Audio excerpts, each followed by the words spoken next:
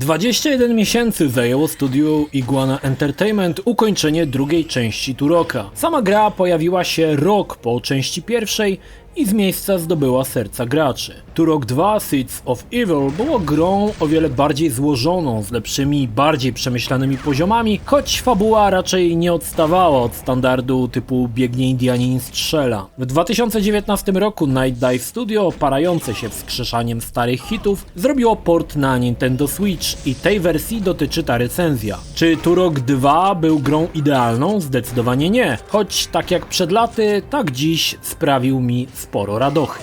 Historia jest, no powiedzmy, że jakaś jest. Istota zwana Adon przywołuje Turoka, który jest już inną postacią niż w części pierwszej. Stwór zwany Primagen wskutek wydarzeń z pierwszego Turoka wybudził się z długiego snu. Zebrał rasy istot zamieszkujących zapomniany świat i kazał im zniszczyć 5 totemów, które trzymają Primagena w więzach. No i Turok jako ostatni Heros, sam naprzeciw przeważającym siłą wroga, uzbrojony jedynie w łuk, rusza do walki. No okej, historia pisana na kolanie podczas jednokrotnej sesji siedzenia na klopie. Niestety były to czasy dość barbarzyńskie, gdzie fabuła w FPS-ach nie była istotna. Ważne, że chodził ludzik i strzelał, więc nie ma się co nad nią tutaj dalej pastwić. Podobnie jak część pierwsza, Turok to rasowy FPS. Przed nami jedynie 6 poziomów. Powtórzę, 6 poziomów, ale są to wściekle długie poziomy, pełne przeróżnych dróg, skrótów, sekretów i spokojnie na każdy z nich poświęcisz grubo ponad godzinę czasu. Każdy poziom jest też zupełnie inny od poprzedniego. Jeden to świat wielkich jaszczurów, inny dzieje się pod ziemią, a jeszcze inny na bagnach. Każdy z nich zamieszkuje inna rasa. Choć zdarza się recykling niektórych stworków, niemniej poziomy zostały po mistrzowsku zaprojektowane i ich ogrom potrafi zadziwić. Co prawda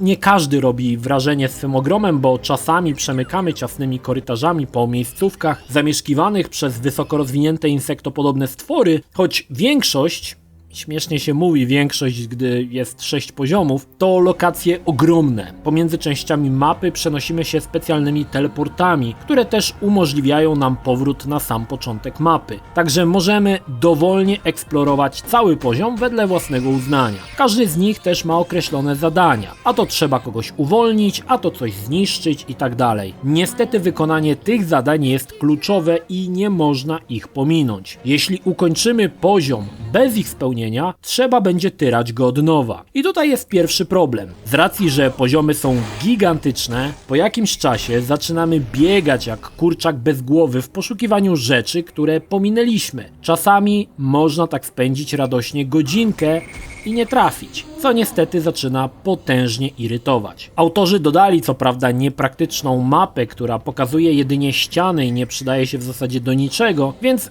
zazwyczaj jesteśmy skazani na siebie. Błądzenie jest niestety wyjątkowo uciążliwe, a nie pomaga fakt, że czasami potrzebne miejscówki są ukryte na przykład za wybuchającą beczką, która otwiera przejście dalej. Obok zadań głównych mamy też zadania poboczne, które w zasadzie i tak musisz ogarnąć, więc z radością Ci oznajmiam, że każdy z poziomów odpalisz i to jeszcze nie raz. Pierwszym elementem są specjalne pióra, które dają Ci nowe moce, np. nurkowanie w kwasie czy dalekie skoki. A drugą rzeczą są specjalne klucze otwierające ostatni poziom i starcie z Primogenem. Z tym, że aby zdobyć ostatnią część klucza, musisz mieć wszystkie pióra.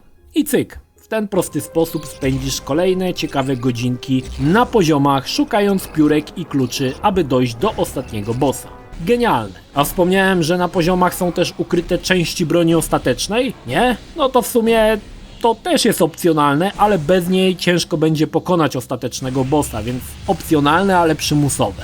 Jak wspomniałem wcześniej, każdy świat zamieszkały jest przez inne istoty. Niestety gra pozbyła się całkowicie postaci ludzkich, za co miałem dość smutną minkę. Strzelanie do jaszczuroludzi czy insektów jest nawet okej, ale to postacie ludzkie w części pierwszej fajnie podkręcały klimat. Podobnie jak w Turoku 1, wiele przeciwników to w zasadzie ten sam szkielet obciągnięty inną teksturą. Robiono tak, aby zaoszczędzić miejsce, wszak Turok 2 na Nintendo 64 mieścił się na 32 megabajtowym kartridżu. Brak ludzkich przeciwników uznaję za największą wpadkę części drugiej. Natomiast pochwalić muszę krwawość, bo ta została podkręcona wręcz do absurdu. Fontanny krwi nawet dziś wyglądają fajnie. Każdy przeciwnik ma w sobie skompresowane kilkadziesiąt litrów krwi, więc bryzgają juchą na lewo i prawo. Podobało mnie się to bardzo. Dodatkowo po przyjęciu granatu na klatę odpadają rączki, a czasami można wywalić w przeciwniku dziurę na wylot, przez co buzia sama się radośnie uśmiecha. Warto dodać, że na przykład strzały z łuku ładnie wbijają się w przeciwnika, więc można takowego przerobić na elegancki biegający szaszłyk.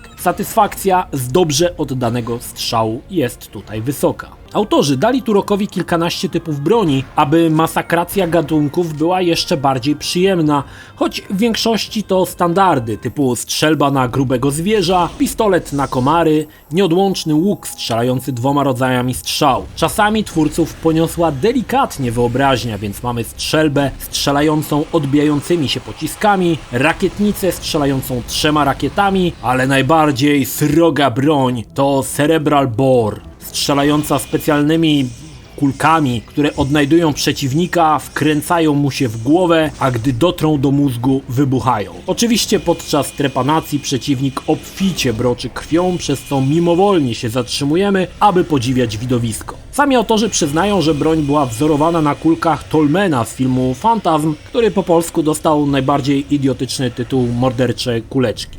W każdym razie, no ta broń to moja ulubiona w całej grze, bez wątpienia. Szkoda, że amunicja to rzadkość, więc nie możemy nią walić na lewo i prawo. Jako że to gra z zamierzchłych czasów, nie przejmujemy się przeładowywaniem. Nawet strzelba, pomimo że to dwururka, strzela dopóki nie skończy się amunicja. Kiedyś to było. Wadą jest detekcja kolizji, która gdzieś chyba twórcom umknęła. Dziesiątki razy widziałem, jak pociski powinny lecieć w klatę, a nie robiły najmniejszych obrażeń. O ile przy dużych przeciwnikach można jeszcze to przeżyć, ale latające osy albo doprowadzające do rozpaczy pająki to już inna kwestia.